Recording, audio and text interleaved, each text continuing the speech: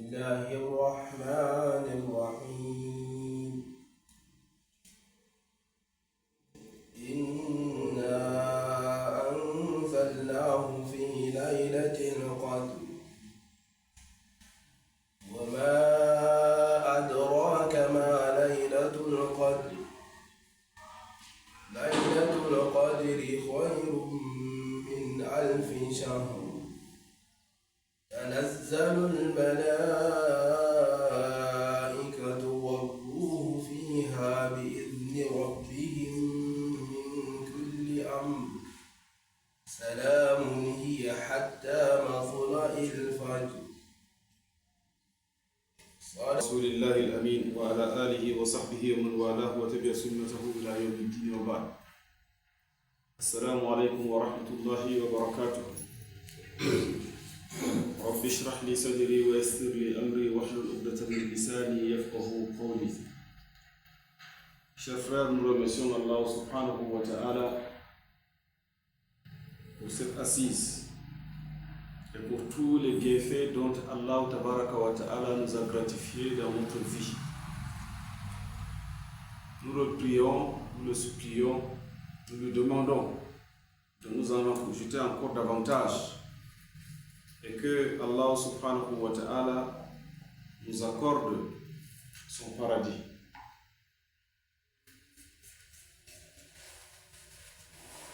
Lors de nos précédentes assises, nous avions parlé de l'amour, mais de l'amour d'Allah subhanahu wa ta'ala, qui est le créateur des cieux et de la terre et de tout ce qui est compris entre les deux. Allah tabaraka wa ta'ala, c'est lui qui nous a créés. Allah tabaraka wa ta'ala, c'est lui le pourvoyeur des bienfaits. Tout ce que nous avons, tout ce que nous connaissons et ce que nous ne connaissons pas, nous le devons à Allah tabaraka wa ta'ala. C'est pourquoi l'amour d'Allah subhanahu wa ta'ala dans nos cœurs devrait passer avant tout autre amour. Mais après l'amour d'Allah tabaraka wa ta'ala, il y a aussi un autre amour parmi les humains. L'amour du prophète sallallahu alayhi wa sallam, son messager, le dernier des prophètes qu'il a envoyé à l'humanité. Que le salut et la paix soient sur le prophète Muhammad. Le degré d'amour le plus élevé qu'on doit avoir pour un humain est réservé au prophète Muhammad sallallahu alayhi wa sallam. Ceci pour les raisons suivantes. D'abord parce que le prophète sallallahu alayhi wa sallam est le guide suprême sur la route qui mène vers Allah subhanahu wa ta'ala. C'est lui qui nous oriente. C'est lui qui nous a enseigné le Coran. Il nous a enseigné comment nous devons prier. Il nous a enseigné comment nous devons jeûner. Il nous a enseigné, bref, comment nous devons nous rapprocher de notre Créateur dont nous avions parlé. Celui-là même que nous devons absolument aimer. Le prophète sallallahu alayhi wa sallam nous a montré comment nous devons faire pour gagner l'estime, l'amour d'Allah tabaraka wa ta'ala. C'est pourquoi ceci est une raison importante pour aimer le prophète sallallahu alayhi wa sallam. Et parmi ces raisons, le prophète sallallahu alayhi wa sallam est le dépositaire de la révélation divine. La parole d'Allah tabaraka wa ta'ala qui est le Coran. C'est à son messager, Muhammad sallallahu alayhi wa sallam, qu'il l'a révélé. Et cette parole-là, le prophète sallallahu alayhi wa sallam, il nous l'a enseigné. D'abord la lecture du Coran. Ensuite le contenu du Coran. Nous devons comprendre que parmi les choses ou encore les éléments qui augmentent la foi du croyant, la lecture du Coran. Et nous savons aussi que le Coran ne se limite pas seulement au fait de le réciter. Allah tabaraka wa ta'ala voudrait que nous essayons de comprendre le contenu du Coran et que nous l'appliquons dans notre vie.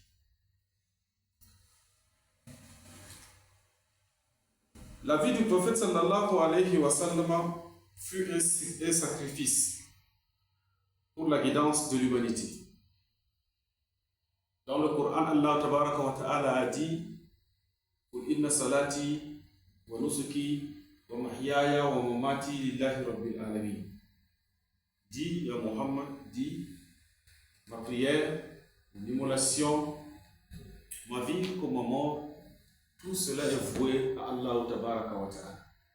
En fait, tout ce qu'il a préoccupé toute sa vie durant, c'est comment guider l'humanité vers Allah tabaraka wa ta'ala, vers le droit chemin.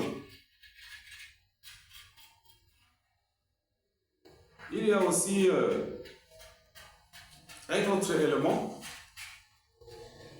Le prophète sallallahu alayhi wa sallam, parmi tous les prophètes et les messagers que Allah subhanahu wa ta'ala a envoyés, il est le seul dont Allah tabaraka wa ta'ala a juré par son nom ou encore par sa vie.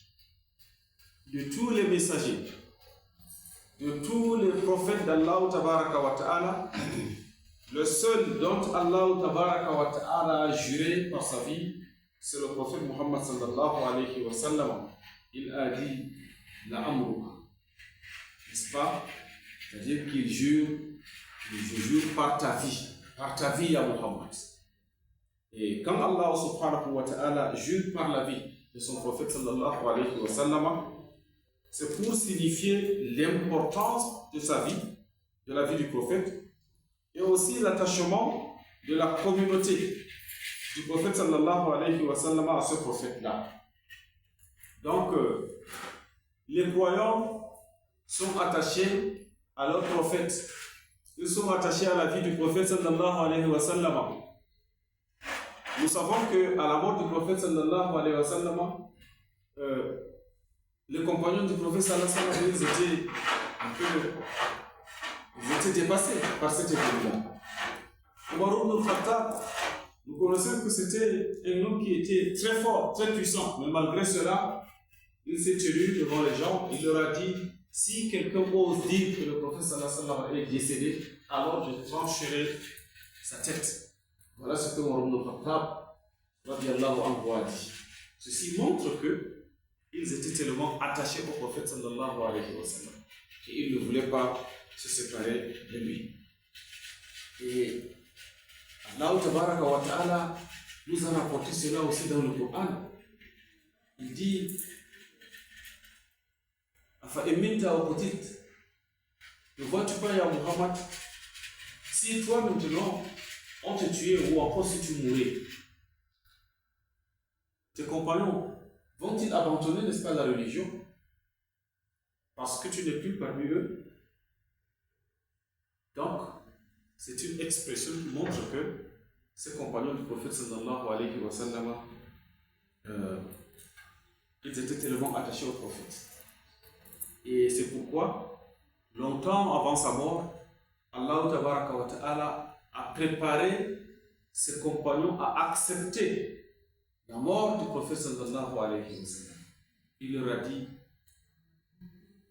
tu es un mourant, tu vas mourir, et eux aussi, ils vont mourir. C'était en quelque sorte une manière, n'est-ce pas, de préparer aussi les compagnons du prophète sallallahu alayhi wa sallam à cet événement qui allait venir certainement. Mais aussi, Allah tabaraka wa ta'ala a fait de la soumission à son prophète sallallahu alayhi wa sallam une condition pour mériter l'amour d'Allah. Celui qui veut que Allah tabaraka wa ta'ala l'aime, il est appelé à se soumettre à son messager Muhammad sallallahu alayhi wa sallam. C'est une condition qu'il a dit. قل إن كنتم تحبون الله فاتبعوني يحببكم الله ويغفر لكم ذنوبكم. Dis, si donc vous aimez Allah, alors suivez-moi et Allah vous aimera.